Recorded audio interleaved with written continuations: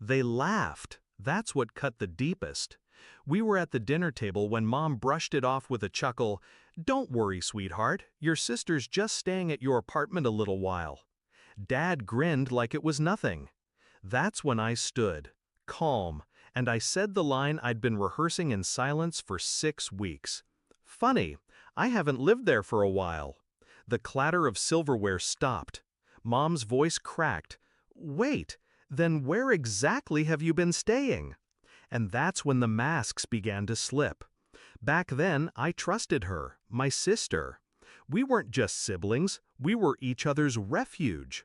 We grew up fighting the same battles under the same roof. When life broke me, she was my shelter. When I got my first apartment, I gave her a key. "Just in case," I said. And she used it. At first, for small things, dropping by, crashing on the couch after late nights.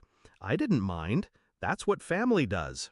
But love makes you blind, and trust makes you vulnerable. The signs were small at first. Clothes shifted. My liquor bottles lower than I left them.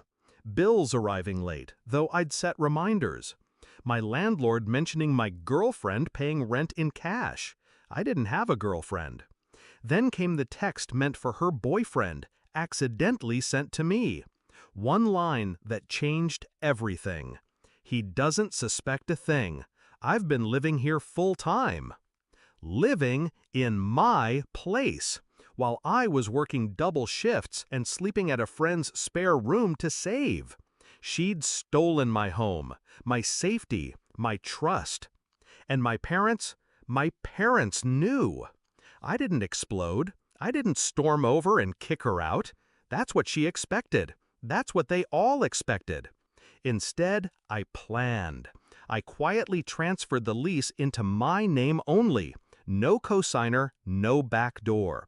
Then I paid ahead, 3 months in full, proof of my stability. Meanwhile, I stopped visiting altogether.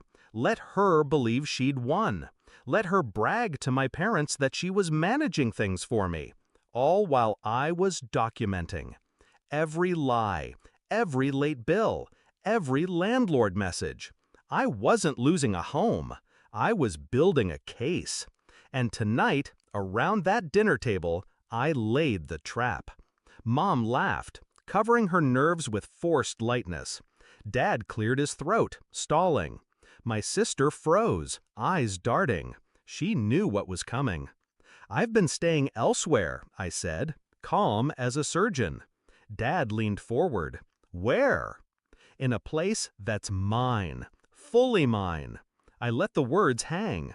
"Because the apartment you've been playing house in, the lease isn't yours. The bills aren't yours. The key isn't yours."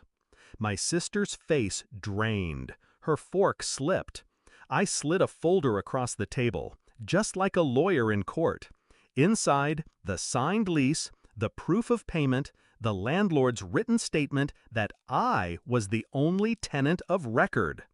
"Wait," Mom whispered, "you mean all this time?" "Yes," I cut in, "all this time she's been squatting in my life, and you've been helping her." My sister tried to speak, something about how family shares and I thought you wouldn't mind, but her voice shook. She knew the walls were closing in. I leaned in, eyes locked on hers. "You didn't just take my place, you tried to erase me from it. And you let them laugh at me while you did it." Silence, heavy, final. The fallout was quick. The next day, I walked into the apartment with the landlord at my side. My sister's things were boxed, stacked at the curb. Locks changed before dusk. Her tears, her begging, it all fell flat against the sound of the key turning in my door, my lock, my life returned. My parents called, angry at first, accusing me of cruelty. But I didn't flinch. I reminded them whose name was on the lease, whose bills were paid, whose life had been stolen.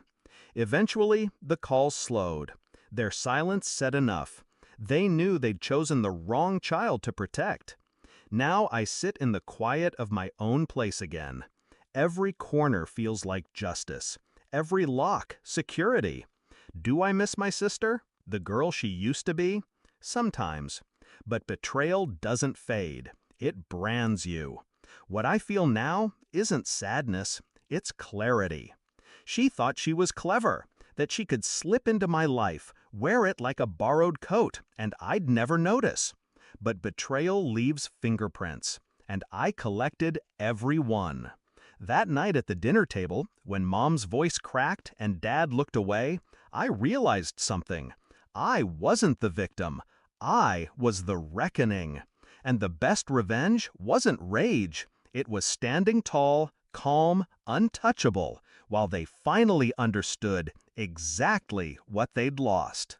My home, my trust, me.